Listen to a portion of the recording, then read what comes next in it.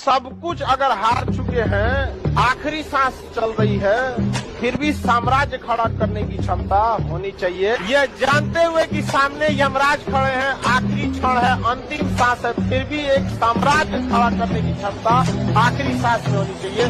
मौत को भी लगे कि इसको ले जाना है। हम आज भी यहाँ खड़ा होकर कहते हैं कि मेरे 3 दोस्त थे, सोनू, हेमंत और पवन।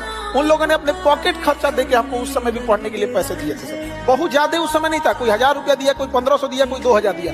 लेकिन उस समय विद्यार्थी जीवन के लिए 2000 बहुत बड़ी चीज होती है। जब प्यास लगी थी तो पानी पिलाया था, आज अमृत हमारे पास खुद है, लेकिन उसका कोई वैल्यू नहीं। अगर उस समय नहीं देता तो शायद नहीं रहता। लेकिन कुछ लोग को देखते हैं, उनकी मदद करिएगा ना तो बाद में आप ही को काटने के चक्कर में पड़ जाएंगे सर, क्या नामे नहीं लेना पड़े। इसलिए लोगों की हिम्मत डोल जाती है, कहते देख छोड़ इसको। यहाँ पे हम लोग तो अभी एकदम कहीं से भी, चाहे जिस मंच पे गए, हम कभी इस बात को नहीं हिचकिचाए। वो 3 दोस्त थे सब जिन्होंने हमको रोका है। अच्छा, तो जेब में हल्का सुराख क्या हुआ, सिक्कों से ज्यादा तो रिश्तेदार गिर गए।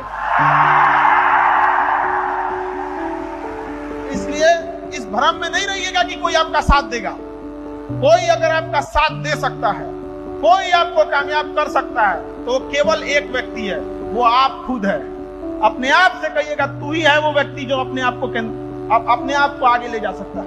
कभी अपने आप से भी पूछ के देखिएगा कि कितना नायाब बनाया है ऊपर वाले ने। आपने इसे किधर की ओर मोड़ दिया, आप क्यों इसे गलत डायरेक्शन में मोड़ दिए। ऐसा कोई पढ़ाई की बात, आप लोग तो खैर कोई बिजनेस में नहीं है, कोई एंटरप्रेन्योर नहीं है। जो देश कमजोर पड़ेगा उसको बड़ा देश खा जाएगा।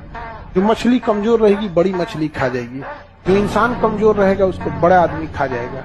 हमेशा याद रखिएगा, बकरा कितना भी सीधा हो, उसकी एक न एक दिन बलि चढ़ जाती है। और शेर चाहे बड़ा हो, बूढ़ा हो, कैसे, उसका बलि कहीं नहीं दिया जाता है। इसलिए अपने आप को आज बनिए या कल बनिए, शेर बन के स्थापित कीजिए, नहीं तो चढ़ा जाएंगे लोग।